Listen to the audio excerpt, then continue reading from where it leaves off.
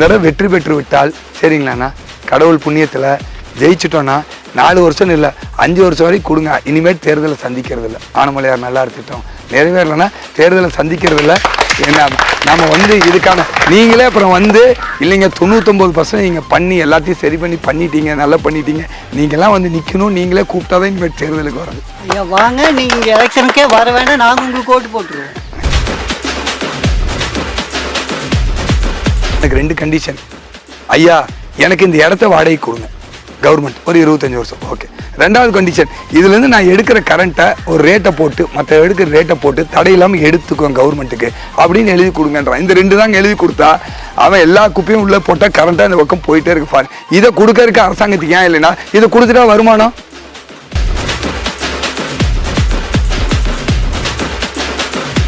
ஆறு மாதம்லாம் டைம் இல்லைங்க, கொடுத்துருக்கிறது 5 வருஷம். 6 மாதம் டைம், 6 மணி நேரத்தில் ஆனமலையார் நல்லா இருக்கு தான் வர போகிறோம். என்ன பண்ண போகிறது? ஜெயிச்சு வெற்றி அறிவிச்சிட்டோன்னா நேரம் ஆனமலையார் நல்லா போய் பார்த்துட்டு தான் டெல்லியே போக போகிறோம். எங்கள் விஷயம் வந்து ஏதோ ஒரு வேட்பாளர் அவரோட அறிக்கையில் சொல்லணுங்கிறது தான். அந்த அறிக்கையில் முதன்னு சொன்ன வேட்பாளர் நீங்கள் தான்.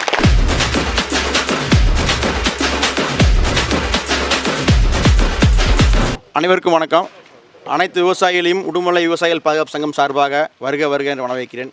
நம்ம பகுதியில் தொடர்ந்து பல ஆண்டுகளாக பல 50 ஆண்டுகளுக்கு மேலாக நிறைய குறைகள் இருக்குது, எண்ணிலடங்காக குறைகள் இருக்குது. நம்ம வேட்பாளராக இன்றைக்கி ஐயா நிற்கிறாங்க. அவருக்கு நம்ம குறைகள் சொல்லுவோம். எப்படி நம்ம உங்கள் குறைகள் எல்லாம் சொல்லுங்கள், இன்றைக்கி குறையை நிவர்த்தி செய்யறதுக்கான முன்னும் வந்திருக்காங்க. அதனால் அந்த குறையை பூரா சொல்லி நம்முடைய கஷ்டங்களை கொஞ்சம் தீர்த்துக்கலாம்னு நினைக்கிறோம். இந்த வாய்ப்பை எல்லாரும் பயன்படுத்திக்கலாம்னு சொல்லிக்கிறேன்.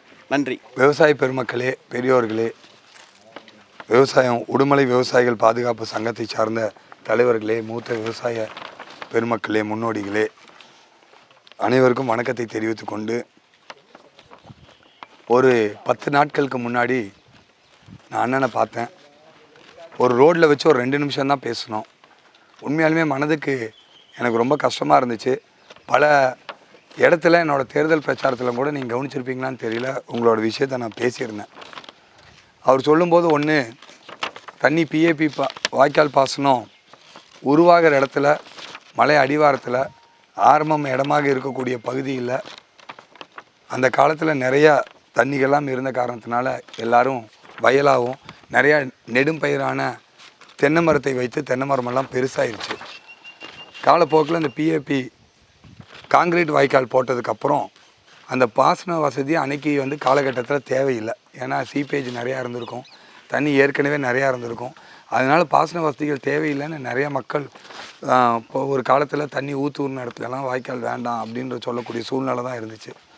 அப்போ வறண்ட பகுதிக்கு இந்த வாய்க்காலை கொண்டு போகலாம் அப்படின்னு சொல்லி இங்கேருந்து ஒரு 70 கிலோமீட்டர் தூரம் வரைக்கும் போய் பல்வேறு விவசாயிகள் வந்து இதனால் பிஏபி வாய்க்கால்னால எல்லா விவசாயிகளும் வாழ்கிறாங்க. எல்லாம் காலப்போக்கில் இப்போ மழையெல்லாம் கம்மியாகி அவங்களுக்கே ஒரு வருஷம் விட்டு ஒரு வருஷம் வருது, 2 தண்ணி தான் வருது. அவங்களுக்கும் கஷ்டமாக இருந்தால் கூட 70 கிலோமீட்டர் தள்ளி போய் அவங்களுக்கெல்லாம் தண்ணி கிடைக்கிது. இது பாசன உரிமை உங்களுக்கு இல்லாத காரணத்தில் நாள் பக்கத்தில் சீப்பேஜ் இல்லாதனால காங்கிரீட்டில் இந்த பகுதியோடைய தண்ணியே வராத மாதிரியான சூழ்நிலை ஆயிடுச்சு. தண்ணியை வந்து காங்கிரீட் வாழை சுற்றி போட்டு அடைச்சி ஒரு 8500 ஏக்கருக்குள்ளே தண்ணி வராத மாதிரியான ஒரு அத்திப்பட்டி போல் இந்த 8500 ஏக்கர் பூமி ஆயிடுச்சு அப்படின்னு அண்ணன் சொன்னதே உண்மையாலுமே எனக்கு மிகுந்த மனவலி ஏற்பட்டுச்சு.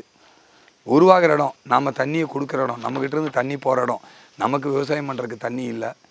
8500 ஏக்கர் இப்போல்லாம் மரத்தையெல்லாம் வெட்டிட்டு சும்மா இருக்கக்கூடிய சூழ்நிலை, இல்லை வேறு பயிர்கள் எல்லாம் செய்யக்கூடிய சூழ்நிலையெல்லாம் மாறி போயிட்டுருக்கு அப்படின்னு சொன்னது வருத்தம் இருக்குது. பல தூரத்துக்கெலாம் தண்ணி பாயுது. இப்போ உரிமையும் வாங்க முடியாது, ஏன்னா ஏற்கனவே தண்ணி பற்றாக்குறை. இப்போ போய் புதுசாக இந்த 8500 ஏக்கருக்கு பாசனம் கொடுக்குறோன்னா ஊரே சண்டைக்கு வருவாங்க. இப்போ நாமளே இங்கேருந்து ஒட்டஞ்சத்திரத்துக்கு தண்ணி எடுத்துகிட்டு போகணும்னு சொல்லும்போது முதலாளாக நம்ம தடுத்தோம். ஒட்டஞ்சத்திரம் ஒன்றும் நமக்கு வேண்டாத ஊர் இல்லை. இங்கேயே இந்த முறை வறட்சி 1000 அடி 1500 அடி போர் போடக்கூடிய சூழ்நிலை இருக்குது. போர் போட்டால் தண்ணி இல்லை, விலைக்கு வாங்கி ஊற்றுறோம். ஏற்கனவே 2 முறை இந்த மாதிரி வறட்சி வந்து பல லட்சம் தென்னை மரத்தை வெட்டி இருக்கோம். குடிக்கிறக்கே பல ஊரில் தண்ணி வந்து ரொம்ப தட்டுப்பாடாக இருக்கும்போது இங்கேருந்து 100 கிலோமீட்டருக்கு தள்ளி கொண்டு போய் ஒட்டஞ்சத்திரத்துக்கு கொண்டு போகும்போது நம்ம அதை பிஜேபி தான் நம்ம தடுத்தோம். ஒட்டஞ்சத்திர மக்கள் வேண்டான்றதில்ல, இங்கே ஒரு நீர் மேலாண்மை இடம் ஒரு அணையை கட்டி முடித்ததுக்கப்புறம் தண்ணி எக்ஸஸாக இருக்கும், அப்போ கொண்டு போகும்போது யாரும் எதிர்ப்பு தெரிவிக்க மாட்டார்கள். அது மாதிரி உங்களுக்கும் இப்போ எடுக்கணும்னா எல்லோரும் எதிர்ப்பு தெரிவிப்பாங்க. ஏன்னா எல்லாத்துக்கும் வந்து ஏற்கனவே பிரச்சனைகளில் தான் இருந்துகிட்ருக்காங்க விவசாயிகள். அதை பார்க்கும் பொழுது ஆனமலையார் நல்லார் திட்டம் 50 ஆண்டு காலம் இது வந்து ஒரு வாக்குறுதியாகவோ தேர்தலுக்கு ஓட்டு வாங்குறதுக்காகவோ அரசியல் வச்சுட்டாங்க. தமிழ்நாட்டில் ஏதோ காமராஜர் இருந்த காலத்தில் எண்ணற்ற டேம்களெல்லாம் நம்ம கட்டினங்காட்டி எவ்வளோ பேர் பயனடைந்துட்டு இருக்காங்க. அதுக்கப்புறம் எந்தவித டேம் கட்டக்கூடிய சூழ்நிலையே இல்லை. முடியாததை முடிப்போம் அப்படின்றத நான் எந்த நம்பிக்கையில் சொல்கிறேன்னா, நரேந்திர மோடி அவர்கள் எந்தவித தனிப்பட்ட லாபமும் இல்லாமல் இந்த மக்களோட லாபத்துக்காக வாழக்கூடிய ஒரு மிகப்பெரிய ஒரு மகான்ங்க. குடும்பமெல்லாம் தனியாக வாழ்கிறாரு. அவர் வந்து ஓட்டுக்காக அரசியல் பண்ணக்கூடிய நபர் இல்லை. சரியோ கரெக்டோ குறைக்காமல் இருப்பார். பெட்ரோல் நாங்கள் கூட சொல்லுவோம் டீசல் விலையை கொஞ்சம் குறைங்க. ஆனால் அது எது கரெக்டோ, நாட்டுக்கு எது நல்லதோ அதை தொடர்ந்து செஞ்சுக்கிட்டே இருக்கக்கூடிய ஒரு மனிதர். 500 ஆண்டு காலம் உங்களுக்கு நம்பிக்கை முதல்ல வரணுன்றக்காக தான். இப்போவே இவ்வளோ வருஷம் ஆயிடுச்சு, நடக்கலை. இனிமேட்டு எங்கே நடக்க போகுது? நிறைய பேர் ஐயாங்கெல்லாம் வயசானவங்க நிறைய பேர் எல்லாம் மனசு விட்டுருப்பாங்க, இனியெல்லாம் நடக்காது. அந்த மாதிரியெல்லாம் மனசை விடாதீங்க, நம்பிக்கையோடு இருங்கள். நரேந்திர மோடி தான் நம்மளுடைய கடைசி நம்பிக்கை. ஏனென்றால் 500 ஆண்டு காலம் முடிக்கவே முடியாதுன்ற ராமர் கோயில் பிரச்சனை. ராமர் கோயில் பிரச்சனையை கையில் எடுத்தால் இந்து முஸ்லீம் நாடே பிளவுபடும், 2 ஆகும். முடியவே முடியாதுன்னாரு.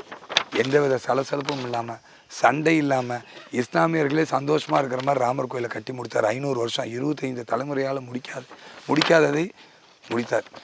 70 ஆண்டு காலம் காஷ்மீர் உங்களுக்கு எல்லாம் தெரியும்னு நினைக்கிறேன். காஷ்மீரை இணைக்கும் போது, நேரு அவர்கள் இணைக்கும் போது காஷ்மீருக்கு தனி சட்டம், இந்தியாவுக்கு தனி சட்டம், காஷ்மீருக்கு தனி முதலமைச்சர், பிரதமர், இந்தியாவுக்கு தனி பிரதமர், காஷ்மீருக்கு தனி கொடி, இந்தியாவுக்கு தனி கொடி, காஷ்மீருக்கு தனி சட்டம், இந்தியாவுக்கு தனி சட்டம். ஆனால் காஷ்மீர் இந்தியா கூட இணைந்தது நான். காஷ்மீருக்கு சிறப்பு சட்டத்தை எல்லாம் எடுக்கவே முடியல. காஷ்மீரில் இருக்க நம்ம இராணுவ வீரர்கள்லாம் கல்லெடுத்து அடித்து கொண்டிருப்பாங்க, நீங்கள் முன்னாடி பார்ப்பீங்க. காஷ்மீரில் இந்தியாவுடைய தாய்நாட்டு கொடி ஏற்ற முடியாது. லால் சவுக்லலாம் அது ஏற்றுறது போராட்டமெல்லாம் கூட நாங்கள்லாம் கூட எங்கள் இளைஞரணி தேசிய தலைவர் போகும்போது போயிருக்கோம். 70 ஆண்டு காலம் பிரச்சனை. காஷ்மீருக்கு சிறப்பு அந்தஸ்து எடுத்தால் ரெண்டு பெரிய தலைவர்கள் மிகப்பெரிய அளவுக்கு சூளுரைத்தார்கள். ஆனால் இன்றைக்கி அவங்க இருக்கிற இடம் தெரியாது. காஷ்மீரில் தீவிரவாதிகள் எங்கே இருக்காங்கன்னு தெரியல.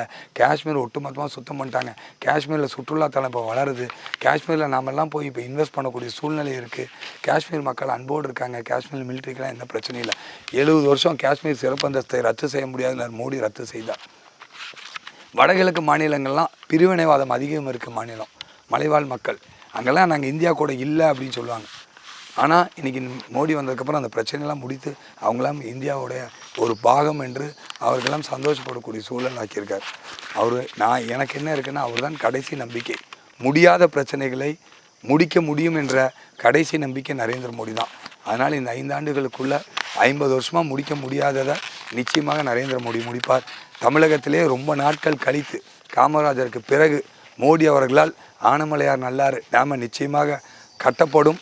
அத்திப்பட்டி போல இருக்கக்கூடிய உங்களுடைய பகுதிகளை விவசாயிகளுக்கு நிச்சயமாக அந்த டேமை கட்டும் பொழுது, அதை கட்டும்போதே சேர்த்து உங்களுக்கான பாசன உரிமையை பெற்று அந்த திட்டத்தை நிறைவேற்றி தருவதற்கு உங்களோட இருப்போம்.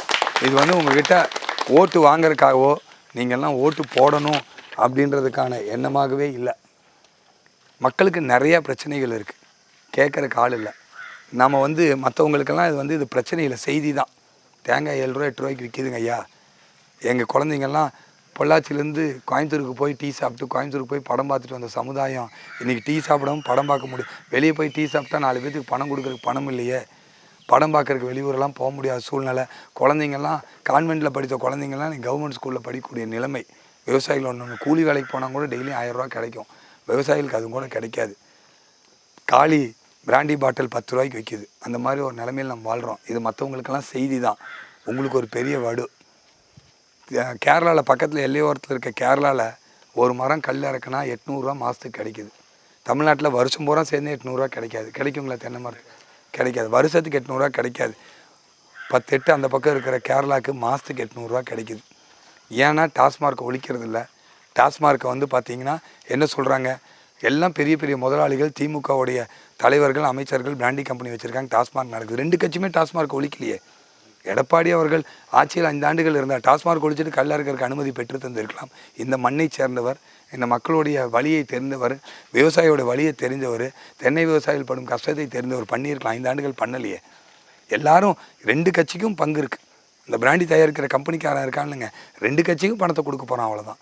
அவங்க ஆளுங்கட்சியாக இருந்தால் ஆளுங்கட்சிக்கு 100 ரூபா கொடுப்பான், எதிர்கட்சிக்கு 75 ரூபா கொடுப்பாங்க. திமுக ஆளுங்கட்சியாக இருக்கும்போது ஸ்டாலினுக்கு 100 ரூபா கொடுப்பாங்க, எடப்பாடி அவர்களுக்கு 75 ரூபா கொடுப்பாங்க. இதனால தான் ஸ்டாலின் அவர்களும் வந்து எதுவுமே பண்ணலை. அண்ணாமலை அவர்கள் சொல்லியிருக்கார், கல் இறக்குவதற்கு அனுமதி பெற்று தந்தே ஆகும். இன்றைக்கி இல்லைனாலும் முயற்சி பண்ணிக்கொண்டே இருப்போம். 2026 தான் கல் இறக்கிறதுக்கு அனுமதி. கண்டிப்பாக 2026 தேர்தல் முடியும் போது விவசாயிகள் கல் இறக்கிறதுக்கு அனுமதி இருக்கும். டாஸ்மார்க் ஒழிப்போம். இது நிச்சயமாக இருக்கும். இது ஏன் இதெல்லாம் பேசுகிறேன்னா, நீங்கள் விவசாயியோட கஷ்டத்தை பற்றி தெரியணும். தென்னை விவசாயிகள்னு இதில் ஒரு வார்த்தை போட்டதுனால அதான் நான் அதை பார்த்தேன். தேங்காய் எண்ணெய் ரேஷன் கடையில் ஊற்றணுன்றோங்க. இந்த நாட்டு மக்களோடைய கேட்கும்போது ஜீரணிக்கவே முடியல. 70 ரூபாய்க்கு பருப்பு விற்கிது. குறைந்தபட்ச ஆதார விலைன்னு 110 ரூபா சொல்கிறோம். 70 ரூபாய்க்கு விற்கிற பருப்புக்கு 110 ரூபா மோடி பணம் கொடுக்குறாரு. 40 ரூபா. அந்த 40 ரூபா உங்களுக்கு வந்து சேரணும்ல, சேராது. ஏன்னா நம்மளால் களம் இல்லை. களத்தாக்கி பருப்பாக்கி அதை கொண்டு போய் ப்ராசஸ் பண்ணி வச்சு 1000 கேள்வி நம்மளால் பருப்பாக்க முடியல. யாரோ வியாபாரியும் அங்கே இருக்க அதிகாரியும் எல்லாம் சேர்த்து 110 ரூபாய்க்கு வச்சுட்டு உங்களுக்கு கிலோவுக்கு 5 ரூபா கொடுக்குறான். அப்படி தானுங்க ஐயா? யாராவது நீங்கள் தென்னை விவசாயிகள் இருக்கீங்களான்னு தெரில. 5 ரூபா உங்களுக்கு 5 ரூபா நமக்கு கிடைக்குதுங்க. ஆனால் கவர்மெண்ட் 40 ரூபா கிடைக்குது. இது எப்படியா? டெல்லியிலேருந்து மோடி 40 ரூபா கொடுக்குறாரு, நமக்கு 5 ரூபா விவசாயி கிடைக்குது, 35 ரூபா கிடைக்கிறது இல்லை. நரேந்திர மோடி அவர்களிடம் போய் இந்த சிஸ்டத்தையே ஒழிக்கணுங்க.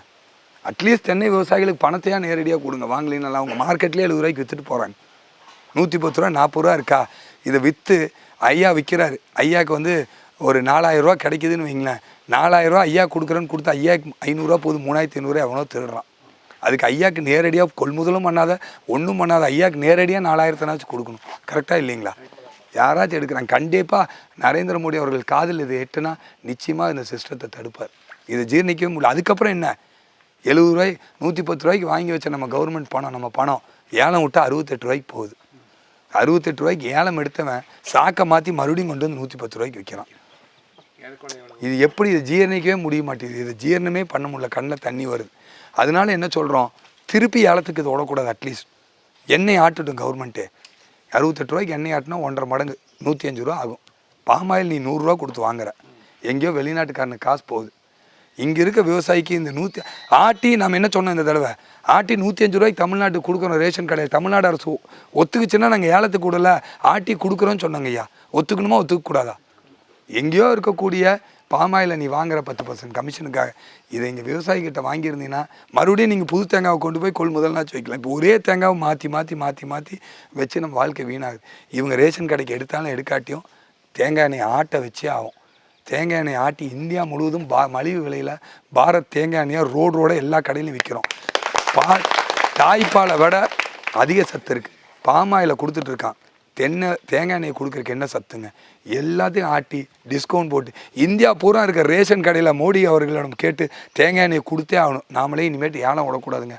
கொப்பரை ஏலத்தை திருப்பி விடுறது மாதிரி ஒரு அயோக்கியத்தனமே அவ்வளோ அநியாயம் பண்ணுறாங்க. வாங்கி சாக்க மாற்றி நம்மளோட பணத்தை இப்படியெல்லாம் ஏமாற்றுவதை நம்ம ஜீர்ணிக்கவே முடியாது. நிச்சயமாக பாரத் தேங்காய் எண்ணெயை நான் சொல்லியிருக்கேன். பாரத் தேங்காய் எண்ணெயோட அறிவிப்பு என்னோட 100 நாள் அறிவிப்பு. நான் ஸ்டாலின் மாதிரி சொல்கிறதில்ல. ஒரு தேர்தல் வாக்குறுதினா போய் கேட்டால் சொல்லியிருக்கோம், எந்த தேதின்னு சொல்லியிருக்கிறோமா, ஆட்சி முடியற கூட செய்யணும். அப்படி இல்லை. என்னோட 100 நாள் அறிவிப்பு சொல்லியிருக்கேன். 100 நாள் அறிவிப்பில் போத்தனூர் ரயில்வே நிலையத்தை ரயில் முனையன் இருக்குது. ஏற்கனவே வேலை செஞ்சு வச்சுருக்கோம். அதில் அவ்வளோ நியாயம் இருக்குது. மோடி அவர்கள் அங்கே போய் சொல்லி உட்காந்து சொன்னால் நிச்சயமாக நிறைவேற்றுவார். 100 நாளுக்குள்ளே வாங்க போகிறோம். என்னோடய பகுதியில் 2 லட்சம் பேர் மக்கள் வாழ முடியாத அளவுக்கு ஒரு குப்பை மலையாக இருக்குது. மருதமலையோட பெருசாக. அங்கே வந்து ஒரு குழு அமைக்கணும். அகற்றிடுவோன்றது இல்லை, ஒரு குழு அமைப்போம். அந்த குழு வந்து உடனடியாக 100 நாளுக்குள்ளே அமைப்போன்றிருக்கோம். ஏன்னா ஏற்கனவே பேசியிருக்கோம். பாரத் தேங்காய் எண்ணெயை 100 நாளைக்குள்ளே மோடி அறிவிப்பார். மோடி வாயிலேருந்து மலிவு விலையில் பாரத் அரிசி பாரத் பருப்பு மாதிரி பாரத் தேங்காய் எண்ணெயை மோடி அட்லீஸ்ட் மோடி அவர்கள்கிட்ட போய் மோடி ஐயா 2 கீத்து தேங்காய் தின்னுங்க, தேங்காய் எண்ணெய் சமைச்சு செய்யுங்க. தேங்காய் எண்ணெய் தாய்ப்பாலுக்கு மேலே நீங்கள் ஒரு தடவை சாப்பிட்டா உலகம் பூரா தேங்காயை சாப்பிடுவாங்க. தேங்காய் எண்ணெய் சாப்பிடுவாங்க. இந்தியா பூரா சாப்பிடுவாங்க. தென்னை விவசாயிகளோட விலை ஏறுங்க. நாம் இந்த மாதிரி மோசமான சூழ்நிலையிலேருந்து நிச்சயமாக நாம் வந்து கஷ்டப்படணும். எனக்கும் தெரியுது. நாம் போய் ஒரு மனுஷன் அடிச்சிட்டா கேஸ் இல்லை, ஜெயிலுக்கு போட வேண்டாம். 5000 3000 கொடுத்து வந்துடலாம். தெரியாமல் காட்டு பண்ணி அடிச்சிட்டோம், ஜெயிலுக்கு தான் போகணும். புரியுது? மனித உயிரை அடித்து ஏதாச்சும் ஆச்சுன்னா கேஸ் ஒன்றும் பெருசாக இருக்காது. காட்டு பண்ணி அடித்தா கேஸ். இதெல்லாம் சொல்லி நாசமாக்குது. ஏற்கனவே விவசாயிகள் வாழ முடியாமல் இருக்காங்க. இதையெல்லாம் அது வனவிலங்கு பட்டியலேருந்து ஏற்கனவே மோடியோட அரசு தான் நாட்டு மாடை வனவிலங்கு பட்டியலேருந்து எடுத்தோம். அதனால் உன்னை எடுக்கும்போது இன்னொன்று எடுக்கிறதுக்கு முடியாது அப்படின்றதெல்லாம் இல்லை. ஏற்கனவே முயற்சி பண்ணி ஜல்லிக்கட்டு தடை பண்ணாங்க காங்கிரஸ் திமுகவோட ஆட்சி காலத்தில். பொய்யான பிரச்சாரத்தை சொல்லுவாங்க. அதை ஏன்னா காங்கிரஸ் திமுக ஆட்சியில் தான் நாட்டு மாடை வனவிலங்கு பட்டியலில் சேர்த்தாங்க. அதனால தான் நடத்த முடியாமல் இருந்துச்சு. ஏன் அதுக்கப்புறம் இந்த போராட்டம் சும்மா இவங்களே போராட்டம் பண்ணாங்க. மோடி அவர்கள் சிறப்பான சட்டத்தை போட்டு உட்கார்ந்து வனவிலங்கு பட்டியலேருந்து நாட்டு மாடை மாற்றினார். அது மாதிரி வனவிலங்கு பட்டியலேருந்து நம்ம காட்டுப்பன்றியும் மாற்றக்கூடிய சூழ்நிலையில் இருக்குது.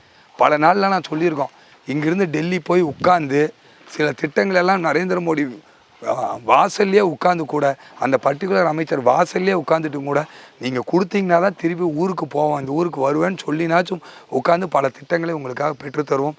உங்களை பற்றி சீரியஸாக தெரியாது, எனக்கு செய்தி தான். உங்கள் 8500 ஏக்கரில் நீங்கள் இருக்க, ஆனால் உங்களுக்கு அது வழி.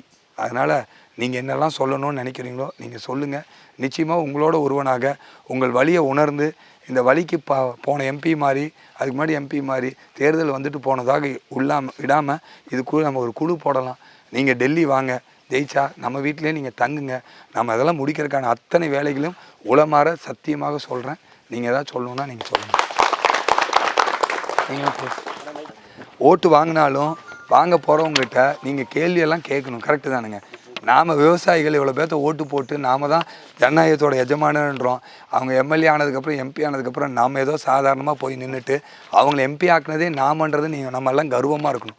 அதுக்காக தான் என்னோடய தேர்தல் பிரச்சாரம் முழுவதும் நீங்கள் உட்காரணும், நாம் நிற்கணும். அப்போ தான் மக்களுக்கான நம்பிக்கை வரும். நாம் தான் இவங்களை உருவாக்குறோம், நாம் எந்த விதத்துலையும் குறைத்தவர்கள் இல்லை, நாம் தான் உயர்ந்தவர்கள். அவங்க பதில் சொல்லணுன்ற எண்ணம் வரணுன்றக்காக தான் இந்த நிகழ்ச்சி பூராமே நான் நிற்கிறேங்க. வணக்கம்ங்க. இப்போ இந்த அனமலையார் நலன் திட்டம்ங்கிறது ஒரு 60 ஆண்டு காலமாக 60-70 ஆண்டு காலமாக இருக்குது பிரச்சனை. இப்போ பிஏபிங்கிறது இன்னும் அதே முறையில் தான் பாஞ்சிட்ருக்கு. நாம் என்ன கேட்குறோம்னா, இப்போ இந்த காற்றாலை இதெல்லாம் சைட்டு நிறையா ஒரு 50 ஏக்கர் பக்கமாக அதெல்லாம் கழிச்சோம்னா நிறையா வரும். ஆனால் அதெல்லாம் ஒரே பக்கம் இருக்காது, பல பக்கமாக இருக்கும். புரிஞ்சுங்களா? இப்போ ஒரு வாய்க்கால்லாம் அங்கே 5 ஏக்கராக இருக்கும், இங்கே 5 ஏக்கராக இருக்கப்போ ஒட்டு கழிக்க முடியாது. அந்த மாதிரி சூழ்நிலை தான் பிஏபி ஃபுல்லாகவே 50,000 ஏக்கரா அதில் மைனஸ் ஆகலாம். இப்போ நான் என்னங்கிறேன்னா, எனக்கு தெரிஞ்ச வரைக்கும், என்னோடய செவி கேட்டது வரைக்கும், இந்த பிஆர்பி இந்த 4.25 லட்சம் ஏக்கரும் ஏன் புதிய ஸ்கீமை கொண்டு வரக்கூடாது? புதுசாக ஒரு சர்வே பண்ணி 4.25 லட்சம் ஏக்கர் இருக்கா இல்லை 3.25 இருக்கா விவசாயம் புரிஞ்சு எனக்கு. நீங்கள் சொன்ன உடனே புரிஞ்சு. 4.25 லட்சம் ஏக்கர் இருந்தால் இருக்கிறது இருக்க மாதிரி விட்டுருங்க. அது 4 லட்சம் ஏக்கர் இருந்தால் இன்னொரு 25,000 ஏக்கர் வேறு ஏதோ பகுதிக்கு கொடுங்கன்றீங்க. ஒரு 5,000 ஏக்கர் குறைஞ்சதுன்னா அது எங்களுக்கு கொடுங்கன்றீங்க. கரெக்ட் தானே? சரிதான். அது என்னங்கிறீங்கன்னா, இப்போ இன்றைக்கி யாருமே இப்போ இருக்கக்கூடிய பிஏவி பார்த்தீங்கன்னா எல்லாரும் வாய்க்கால், இப்போ மம்முட்டி எடுத்து யாரும் தண்ணி வைக்கிற வேலையை எந்த விவசாயமே இல்லை, எல்லாமே பால். அதுவும் இன்றைக்கி ஆட்டோமேட்டிக் பலவல் ஃபோன்லேருந்து பண்ணக்கூடிய எல்லாம் சிஸ்டம் வந்துடுச்சு. ஏன் இன்றைக்கும் இன்னும் இப்போ பார்த்தீங்கன்னா, இப்போ இந்த கவர்மெண்ட்டு மறுபடியும் 7 கோடி ரூபா ஒதுக்கி பழைய ஸ்கீமையே புதுப்பிக்க போகிறாங்க. நான் என்னங்கிறேன்னா, ஒரு விவசாயம் சொல்கிறேன்னா, ஏன் இன்னும் பழசையும் யோசிச்சுக்கிறீங்க? புதிய திட்டங்கள், அதாவது ஒவ்வொரு கிணத்துக்கு தண்ணி. அண்ணன் விவசாயத்துறை அமைச்சராவோ இல்லை நீர்வளத்துறை அமைச்சராக எல்லாத்துக்கும் மீட்டரை போடுங்க, எல்லாத்துக்கும் அளவுகளோட தண்ணியை கொடுத்தீங்கன்னா தண்ணி நிறையா மிச்சமாயிரும், அடுத்த ஆளுக்கு கொடுக்கலான்ற அண்ணன் எல்லாம் எல்லாத்துக்கும் தண்ணி அந்த விவசாயிகளுக்கு கிடைக்கட்டும். நல்ல விஷயம், அந்த விவசாயிகளுக்கு கிடைக்கட்டும். மீட்டரை போட்டு எல்லாத்துக்கும் கொடுங்க. மீட்டரை போடலினா இலவசமாக கொடுத்தோம்னா நிறைய பேர் தப்பாக யூஸ் பண்ண தான் செய்வாங்க. நான் ஒரு நீட் பயிற்சி முகாம் இலவசமாக கொடுத்தேன். முதல் நாள் 75 பேர் வந்தாங்க. அப்புறம் ஒரு 2 வாரம் கழித்து 50 பேர் வந்தாங்க. 3 வாரம் கழித்து 25 பேர் வந்தாங்க. அப்புறம் கடைசி வாரம் நான் மாதம் லட்சக்கணக்கில் செலவு பண்ணி கொடுத்தா, நோட்ஸும் நானே அடித்து நல்லது பண்ணணும், நானே டீச்சர்லாம் கொடுத்தா, இலவசமாக கொடுத்தா அதுக்கான மரியாதை இருக்காது. அது மாதிரி தண்ணி அண்ணன் சொல்கிறாரு, தண்ணிக்கு ஒரு மீட்டரை வைங்க, மீட்டரை வச்சு அளவுகளோடு எல்லாத்துக்கும் கொடுத்தோம்னா இந்த பிரச்சனை இருக்காது, மிச்சமாகவும் இன்னும் 10 விவசாயிகள் வாழ்வாங்க. அதான் என்னுடைய கோரிக்கை. நல்ல விஷயங்க. அதுக்கடுத்து பார்த்தீங்கன்னா, இப்போ இந்த ஆனமலையார் நல்லார் திட்டங்கிறது ஆனமலையாரும் மேலே, அதாவது மேல் நீராருக்கு மேலே தான் கட்ட போகிறோம். நல்லாருங்கிறது நேருங்க தெற்க முன்னாடி இங்கே தான் கட்ட போகிறோம். அதாவது 2 திட்டம் கட்ட போகிறோம். ஒரு 7 டிஎம்சி தண்ணி கொண்டு இன்னும் இங்கே இருக்கிற விவசாயிகள் நல்லா பயன்பெறலாம். என்றைக்கும் தண்ணி பஞ்சமே இங்கே இருக்கா, தொடர்ந்து வருஷம் போகிற தண்ணி தரலாம். அது ஒன்று. இப்போ இடைமலை ஆறுன்னு ஒரு ஆறு இருக்குது, அதோடைய அணை கட்டியிருக்கிறாங்க. அது பார்த்தீங்கன்னா கொள்ளில் 47 டிஎம்சி இருக்குது. அது நினைக்கும் போதே எனக்கு ஜில்லுங்குது. 47 டிஎம்சி தண்ணி அங்கே இருக்குது. ஆனால் அவங்க மின்சாரம் மட்டும்தான் பயன்படுத்துகிறாங்க. ஆனால் அது கேரளா கவர்மெண்ட் இருக்குது. அதனால் அது ஏன் நீங்கள் ஏதாவது மத்திய அரசு முயற்சி பண்ணி ஏன் கேரளா கவர்மெண்ட்டோட பேசி, அதாவது இந்த எல்லா விவசாயிகளுக்கும் அந்த திட்டத்தை நீ கொண்டு வரக்கான முயற்சிகள் நீ செய்வோம். அதனால தான் நதிநீரை தேசியமயமாக்கி எல்லாம் ஒன்று சென்ட்ரல் கட்டியாக இருந்தால் அதெல்லாம் சரி பண்ணக்கூடிய நல்ல விஷயம் தான். நம்மளால் முடியாதுன்னு ஒன்றும் இல்லை, அவர்களும் மனிதர்கள் தானே. அவங்ககிட்டையும் நம்ம கஷ்டத்தை, இப்போ எனக்கு ஒன்றும் இல்லை, உங்களோட கஷ்டத்தை சொன்னால் உடனே புரியும், அந்த வழியை புரியும். ஒரு நாள் கூட்டிகிட்டு வந்து வச்சு நம்ம என்ன பண்ணணுன்னா, இதெல்லாம் எப்படி பண்ணணுன்னாங்க, பிஏபி வாய்க்கால் பாசன விவசாயிகள் எல்லாத்தையும் கூட்டிகிட்டு வந்து நம்ம ஊரில் வச்சு ஒரு நாள் ஒரு கலந்துரையாடல், நம்ம கூடையெல்லாம் பழகுங்க, நம்ம இப்போ சவுத் ஈஸ்ட் இருந்து நார்த் ஈஸ்ட் இருந்துச்சு வடகிழக்கு மாநிலம், இந்தியா கூட சேர மாட்டாங்க, இந்தியனே பிடிக்காது. உடனே மோடி என்ன பண்ணார் தெரியுங்களா, அங்கேருந்து ஊரில் இருக்கக்கூடிய மற்றவங்கெல்லாம் தமிழ்நாட்டுக்கு வந்து கொஞ்ச நாள் இருக்கணும், தமிழ்நாட்டில் இருக்கவங்களாம் அங்கே போயிருக்கணும், அங்கே இருக்க கேரளாவுக்கு வரணும், இப்படி எக்ஸ்சேஞ்ச் ப்ரோக்ராம். இப்படி வரும்போது அவங்க இங்கே வராங்க, நம்மளோட சாப்பாடு சாப்பிட்றாங்க, நம்ம கோயிலுக்கு போகிறோம், ஆராத்தி எடுக்கிறோம், மாலை போடுறோம், பரிவட்டம் கட்டுறோம், இதெல்லாம் பண்ணி இந்த மாதிரிலாம் பண்ணதுக்கப்புறம் இப்போ அவன் நான் இந்தியன்றான். உங்களுக்கு புரியுதுங்களா? இதுக்கு முன்னாடி ஒன்றும் இல்லை, அவங்களெல்லாம் கூட்டிகிட்டு வந்து ஒரு நாள் நம்ம ஊரில் வைக்கணும், கேரளாக்காரங்களை நம்ம ஒரு நாள் நல்லிணக்கமாக கூட்டிகிட்டு வந்து நம்மளுடைய பகுதியை உங்கள் திருமூர்த்தி நகர் பகுதியிலேருந்து 8500 ஏக்கர் இருக்க பகுதியில் நம்ம கொடுத்து இந்த மாதிரிலாம் தண்ணி இல்லாமல் இருக்குது, நீங்கள் விவசாயம் எடுக்காமல் போகிறேன், புரிதல் தான், நம்ம அவேர்னஸ் கொடுக்கணும், அவங்களோட மனதை மாற்றுவது தான். அவங்களோட கூட்டிகிட்டு வந்துட்டு இவங்க நம்ம சொந்தம்னு புரிஞ்சிருச்சுன்னா பிரச்சனை புரிஞ்சிடும். கரெக்டு தானே? நம்மளோட பகையாளின்னு நினச்சிட்டா அது பிரச்சனை மாயிடும். இதெல்லாம் நல்ல விஷயம்னா உங்களை எனக்கு நிச்சயமாக உங்களை ஒரு பெரிய ஆலோசகராக வச்சுக்கோ, எனக்கு ஒரு வாய்ப்பு கிடைச்சா. இல்லை, நல்ல விஷயமா சொல்கிறீங்க, உண்மையாலுமே அருமையான விஷயம். பயன்படாமல் இருக்கிற தண்ணியை பயன்படுத்தணும், அவ்வளோதான். அதான் விவசாயிகளுக்கு இன்றைக்கி தண்ணியும் விலையும் கொடுத்துட்டா இன்றைக்கி அவங்க ஆனந்தமாக இருப்பாங்க. இன்றைக்கி இது ரெண்டுமே இல்லை. எங்கிட்ட தண்ணி இல்லை, தண்ணி இருக்குது ஆனால் பயன்படுத்துறதுக்கான முறை இல்லை, விலை இல்லை. அது விலை பார்த்தீங்கன்னா 3 வருஷத்துக்கு முன்னாடி இப்போ இதே நான் என்னென்னா உங்கள் அரசு மேலே குற்றம் சொல்லணும், நான் சொல்கிறேன். நான் சொன்னால் தான் நாங்கள் 2022, 23 750 கோடி ரூபாய்க்கு நீங்கள் வந்து மத்திய அரசு வந்து பாமாயில் தேங்காய் எண்ணெய் ஏற்பாடு பண்ணிக்கிறீங்க. ஏன் இதுக்கு ஏன் நீங்கள் இது அனுமதிச்சிங்கன்னே தெரில. புரிஞ்சுதுங்களா?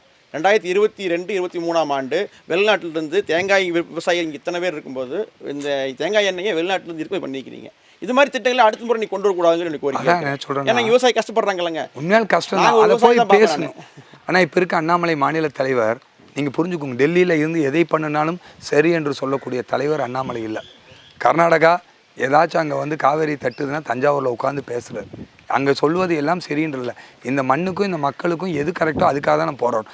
தேங்காய் எண்ணெய் இறக்குமதி பண்ணணும் போது தென்னை விவசாயிகள் இங்கே இருக்கும்போது பண்ணக்கூடாதுன்றது நம்ம ஸ்ட்ராங்காக நம்ம நின்று பாராளுமன்றத்துலையும் பேசணும், பிஜேபிக்கு எதிராகவும் பேசணும், கொண்டு வரக்கூடாதுன்னு. இன்னும் கூட டெசிகேட்டட் கோகனட் பவுடரை இங்கே உள்ளே கொண்டு வராங்க, ஸ்ரீலங்காலேருந்து கொண்டு வராங்க. நம்ம ஆளுங்க கோகனட்டோட டெசிகேட்டட் பவுடர் தயாரிக்கிறதுக்கு 150 ரூபா ஆகுது கிலோ. அதனால் நம்ம என்ன சொல்கிறோன்னா, இது வந்து கம்மியான காசில் கொண்டு வரக்கூடாது. உடனே கவர்மெண்ட் என்ன பண்ணுது, 150 ரூபா ஃபிக்ஸ், 150 ரூபா ரேட்டாக இருந்தால் வெளிநாட்டிலேருந்து இங்கே கொண்டு வந்துக்கலாம், அது கம்மியாக கொண்டு வரக்கூடாதுன்னு ஏதோ யோசனை பண்ணி ஒரு திட்டத்தை போடுறாங்க. உடனே அவன் என்ன பண்ணுறான், 150 ரூபான்னு சொல்லி பில்லை போட்டு கொண்டு வந்துடுறான், மீதி 80 ரூபா 90 ரூபாய்க்கு விற்கிறான், மீதி காசை அவளால் பணமாக வாங்கிக்கிறான். உங்களுக்கு புரியுதுங்களா? இது எவ்வளோ ஒரு மோசம். இது தெரியாது, அரசாங்கம் என்ன தெரியுது, நம்ம ஆளுக்கு தயாரிக்கிறதுக்கு 120 ரூபா ஆகுதா, வெளிநாட்டிலேருந்து இறக்குமதி போது 150 ரூபா தானே, இறக்குமதி பண்ணுறதுனால நம்ம ஆளுக்கு எந்த நஷ்டம் இல்லைன்னு நினைக்கிறான். ஆனால் அவன் 150 ரூபான்னு பில்லை போட்டுறான், இவன் 150 ரூபா அங்கே வந்து பணத்தை கொடுக்குறான், கொடுத்ததுக்கப்புறம் 40 ரூபா 50 ரூபா 60 ரூபா இவன் பணமாக கொடுத்துட்றான். அரசாங்கம் இறக்கவே கூடாதுன்ட்டு அந்த எதுக்கு இந்த பிரச்சனைக்கு போகணும் 150 ரூபா. அது மாதிரி சிலதெல்லாம் சரி பண்ணணும்னா நீங்கள் அந்த மாதிரி என்னெல்லாம் குறைகள் இருக்குது, பிரச்சனை இருக்குதுன்னு சொல்லுங்கள், சரி பண்ணுறதுக்கு தானே, உங்களோட குரலாக போகிறதுக்கு தான். நான் ஒன்றும் பிஜேபியோட குரலாக ஒழிக்கணுன்றதில்ல. இந்த ஜெயிச்சதுக்கப்புறம் ஒரு திமுக காரங்களுக்கு ஒரு பிரச்சனையோ இல்லை எடப்பாடி அதிமுக காரங்களுக்கு பிரச்சனையோனா நான் திமுக எம்பியாவோ இல்லை எடப்பாடி அதிமுக இந்த பிஜேபி எம்பி தான் திமுக காரங்களுக்கு இல்லை எடப்பாடி அதிமுக. இங்கே ஒரு விவசாயி அண்ணன் எனக்கு ஓட்டே போடல, ஒரு திமுக காரர், நாளைக்கு அவருக்கு பிரச்சனையை சொல்லும்போது நான் அவரோட பாராளுமன்ற உறுப்பினர், நான் அவருக்கான பிரச்சனையை செய்யணும்ல. அதனால் நம்மக்கிட்ட இருக்கிற விமர்சனங்கள் தப்புகள் இங்கே என்ன நடக்குதோ அதை கொண்டு போய் பாராளுமன்றத்தில் சுட்டி காமிக்கிறது என் வேலையை தவிர பிஜேபி செய்கிறதுக்கு எல்லாத்துக்கும் போகிறது என் வேலையில். கரெக்டாக இல்லைங்களா? அதனால் நிச்சயமாக இந்த மக்களுக்கு எது சரியோ அதை சுட்டி காமிக்கிறது தான் வேலையை தவிர மோடி அவர்கள் அங்கே சென்ட்ரலில் எல்லாரும் மனிதர்கள் தானே, சில தவறுகள் எங்கே வேணாலும் நடக்கும், அந்த தவறுகளை சுட்டி காமித்து அதை சரி பண்ணுறதுக்காக தான் நம்ம பாராளுமன்ற உறுப்பினர் ஆகிறோம். நம்ம பகுதிக்கெல்லாம் சரியாக இருக்கும். நிச்சயமாக இந்த மாதிரி நிறையா இருக்கும். நீங்கள் ஒன்று சொல்கிறீங்க தேங்காய் எண்ணெய், நிறைய சில தவறுகள்லாம் நடந்திருக்கலாம், கீழே அதிகாரிகள் ஏதாச்சும் ஒன்று பண்ணி. அதுக்கு என்ன காரணம்னா, இப்போ இந்தோனேஷியா மலேசியா அவங்களாம் உற்பத்தி பரப்பளவு அதிகமாக இருக்கிறாங்க தென்னையில். ஆனால் இந்தியாவில் பரப்பளவு கம்மியாக இருக்குது.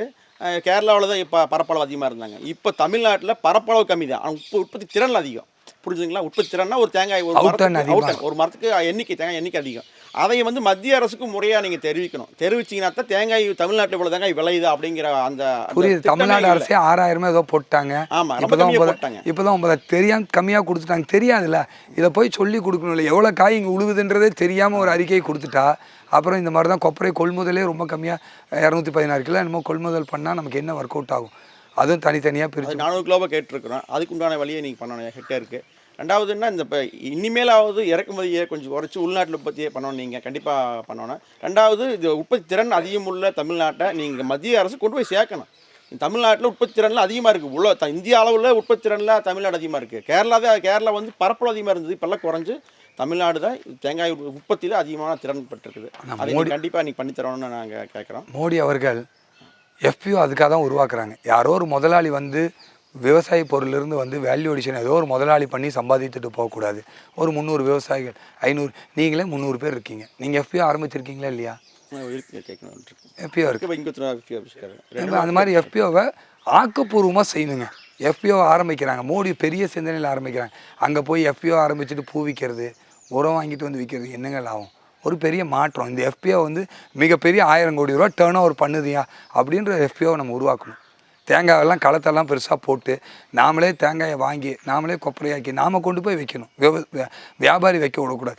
இங்கே நான் நிறைய எஃபிஓவை பார்க்குறேன், வழியாக இருக்குது. எஃபிஓ வந்து தீபாவளிக்கு பட்டாசு விற்கிறத எஃபிஓட வேலை. பூ வாங்கிட்டு வந்து பூவை கட்டி ஆயுத பூஜைக்கு பூ விற்கிறத எஃபிஓட வேலை. அவர் எவ்வளோ ஒரு கனவுல எஃபிஓ ஆரம்பிக்கிறார்.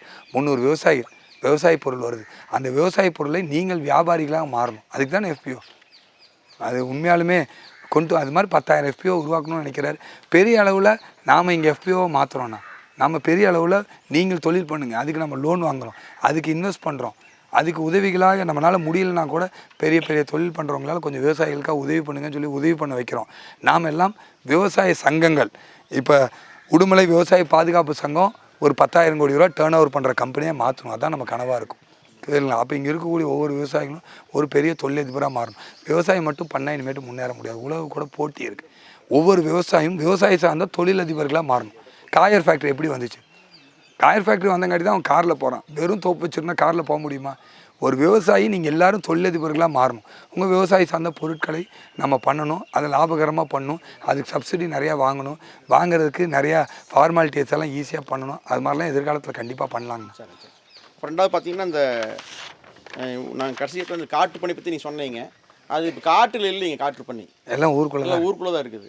அதை கணக்கெடுக்கவே மாட்டேறாங்க. எந்த அரசுமே வந்து கணக்கெடுறதா இல்லை.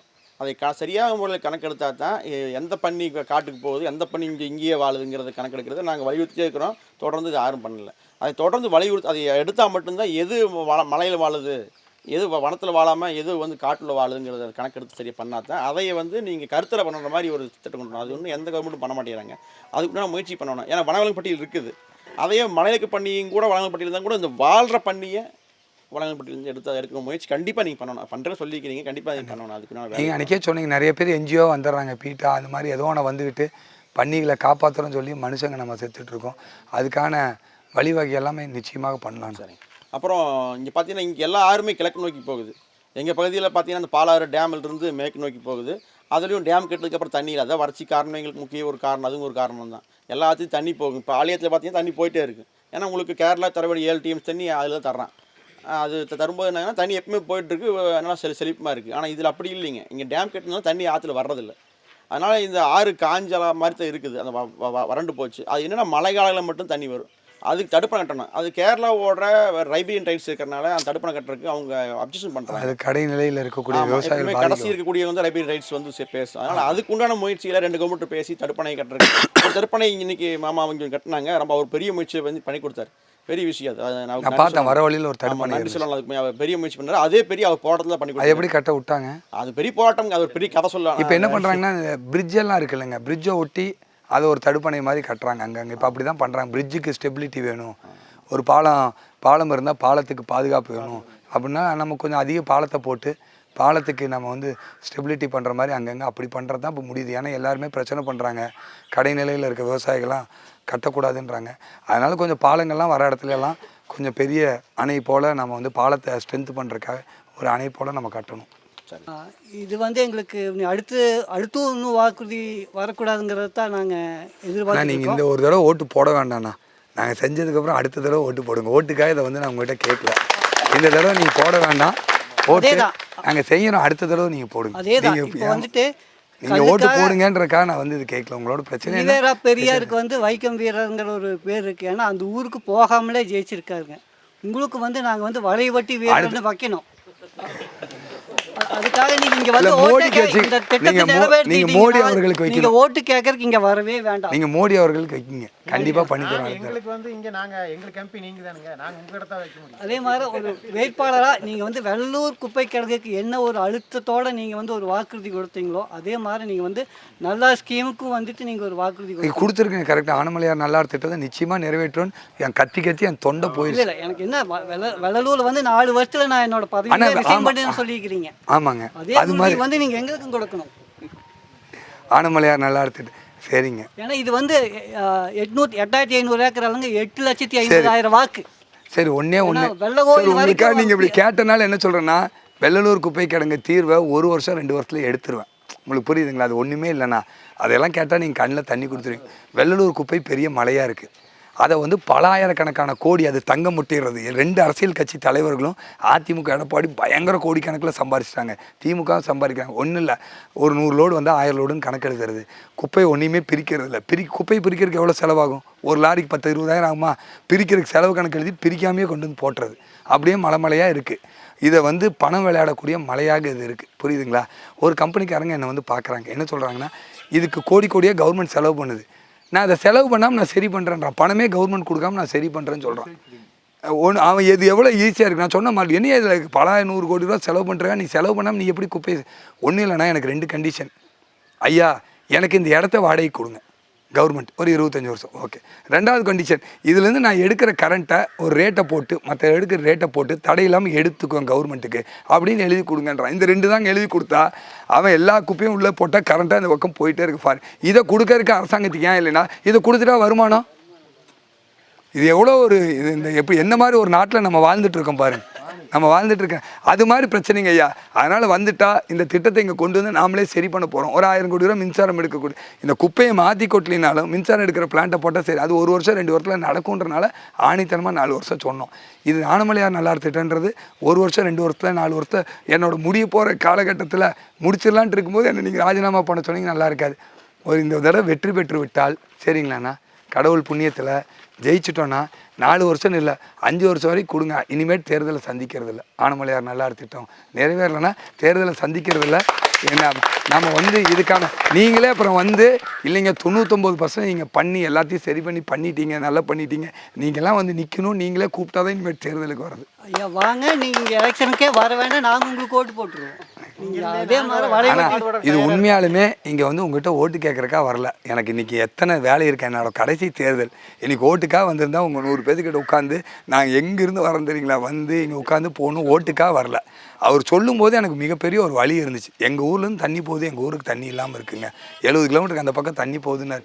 அந்த வருத்தத்தில் உங்கள் வீட்டை சொல்கிறத கேட்குறக்காகனாச்சும் நம்ம வரணும்.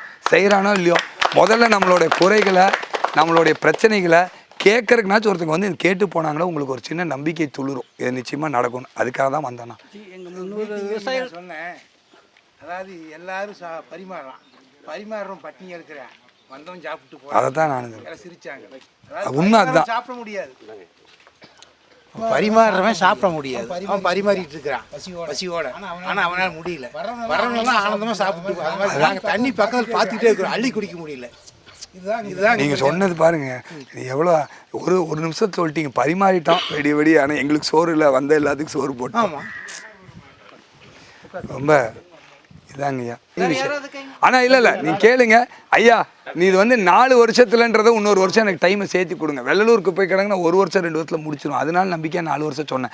என் ஊர் நான் முடிக்க முடியாது இல்லை, அதை ஆராய்ச்சி பண்ணிட்டேன், அதோட வாழ்ந்துட்டேன், அதில் பல 22 வருஷமாக போராடிட்டேன். அதனால் எனக்கு என்ன தெரியும், ஆனமலையார் நல்லார் திட்டம் ஜெயிச்சு அடுத்த நாள்லேருந்து நான் போராட போகிறேன். புரியுதுங்களா? அதுக்கான முயற்சி எடுப்பேன். அதை 1 வருஷம் 2 வருஷத்தில் முடிப்பேன்னு சொல்ல முடியாது. மோடி இருக்கிறக்குள்ளே அதை முடித்தாதான் முடிக்க முடியும். நான் சொல்கிறது புரியுதுங்களா? இந்த சிந்தனை இல்லைன்னா முடிக்கும். அதில் நான் தீர்க்கமாக இருக்கேன். எனக்கு என்ன ஏதுன்னு தெரியாது. 1985 இடைமலையார் கட்டினதுக்கப்புறம் ஆனமலையார் நல்லார் கட்டுறதுக்கு நமக்கு ரைட்ஸ் இருக்குது. அன்னிலேருந்து இன்றைக்கி வரைக்கும் கட்டலை. அதுக்கு பல 1000 கோடி வேணும். பல 1000 கோடி போடக்கூடிய அளவுக்கு இங்கே அரசாங்கம் இல்லை, கடனில் போயிட்டுருக்கு. மோடி அவர்கள் நிச்சயமாக கொடுப்பார். ஜல்ஜீவன் திட்டத்துக்கு வீட்டுக்கு இன்றைக்கி பைப் போடுவாங்கன்னு யாராச்சும் நினச்சோங்களா? கிராமத்தில் இருக்கக்கூடிய ஒவ்வொரு வீட்டுக்கும் பைப் போடுறாங்க. அதெல்லாம் நினைக்காததான் மோடி நடத்திட்டு இருக்கார். ஊழலே இல்லை. பணத்தை டெல்லியில் 100 ரூபாய்க்கு கொடுத்தா இங்கே வந்து ஐயாவுக்கு சேரும்போது 10 ரூபா தான் சேருதுன்னு ராஜீவ்காந்தி சொன்னார். இன்றைக்கி 100 ரூபா கொடுத்தா எவ்வளோங்க ஐயா வருது? 6000 ரூபா கொடுத்தா எவ்வளோ வரும் இங்கே? 6000. இது மாற்றம் இல்லையா ஐயா? நீங்கள் சொல்லுங்கள். 6000 ரூபா திமுக காங்கிரஸ் ஆட்சி காலத்தில் கொடுத்துருந்தா எவ்வளோ ஐயா வந்திருக்கும்? அவங்களே சொல்கிறாங்க 6000 கொடுத்துருந்தா 600 தான் வரும்னு அவங்க சொன்னது தான், நான் சொல்லல. இன்றைக்கி 1000 கொடுத்தா 6000 வருது. அதுதாங்க ஐயா மோடினால் பண்ண முடியலன்னா இனி பண்ணவே முடியாது. அதனால் இந்த 5 ஆண்டுகளுக்குள்ளே நிச்சயமாக பண்ணுவோம். அதில் உறுதியாக இருக்கும். உறுதியாக இருக்குங்க. நீங்கள் ஜெயிச்சுட்டு டெல்லி போயிட்டு 6 மாதம் கழிச்சு வாங்க. நல்லாயிரத்திட்ட எந்த இடத்துல வருதுன்னு ஆராய்ச்சி பண்ணி 6 மாதம்லாம் டைம் இல்லைங்க, கொடுத்துருக்கிறது 5 வருஷம். 6 மாதம் டைம். 6 மணி நேரத்தில் ஆனமலையார் நல்லா இருக்கு தான் வர போகிறோம். என்ன பண்ண போகிறது இல்லை. ஜெயிச்சு வெற்றி அறிவிச்சிட்டோன்னே நேரம் ஆனமலையார் நல்லா போய் பார்த்துட்டு தான் டெல்லியே போக போகிறோம். அங்கே எங்கே இருக்குது என்ன பண்ணணும்னு சொல்லி 6 மாதம்லாம் நமக்கு டைம் இல்லையா. இதுக்கான தீர்வு உங்கள் கையில் இருக்குது. கண்டிப்பாக பண்ணலாம். எவ்வளவு முக்கியமான நேரம் கண்டிப்பாக தெரியும். இந்த நேரத்தில் விவசாயின்னு அந்த ஒரு இதுக்காக உங்களோட நேரத்தை ஒதுக்குனதுக்கு இங்கே வந்திருக்கிற அத்தனை விவசாயிகள் சார்பில் ஒரு சிறந்தாழ்ந்த நன்றிகள். அதில் ஒன்றும் எங்களுக்கு எந்த மாற்று கருத்துமே கிடையாது. சூப்பர். அது நீங்கள் ரொம்ப பெரிய விஷயம். இல்லை, நான் அது கூட சொல்லியிருக்க மாட்டேன். ஏன்னா இன்னைக்கு கடைசி தேர்தல் இன்னைக்கு நாளைக்கும். It's okay. அப்போ நான் ஓட்டுக்காக நான் வரணுன்றதுக்காக உண்மையாலும் வரல. விரும்பல. நான் அன்னைக்கு அண்ணன் சொன்னதுலேருந்தே நான் இங்கே வரணுன்னு இருக்கேன். பல இடத்துல அதை பேசியிருக்கேன். கடைசி வரைக்கும் வரலைன்னா இவ்வளோ ஒரு வேதனையான ஒரு விஷயத்தை கேட்காம நான் அந்த தேர்தலில் நின்று என்ன பண்ண போகிறேன். இந்த தேர்தலில் இந்த தொகுதிக்காக நிற்கிறேன். இந்த தொகுதியில் எவ்வளோ பெரிய வழி இருக்கிறத கேட்காம நின்னா கடவுளே என்னை ஜெயிக்க வைக்க மாட்டார். அதுக்காக தான் வந்தேன். நீங்கள் ஓட்டு போடலைன்னா கூட கடவுளை என்னை ஜெயிக்க வைப்பார். உங்கள் வழியை கேட்டால் அந்த நம்பிக்கையில் தான் வந்திருக்கேன். உங்கள் சிந்தனைக்கும் கண்டிப்பாக மதிப்பு அளிக்கப்படும்.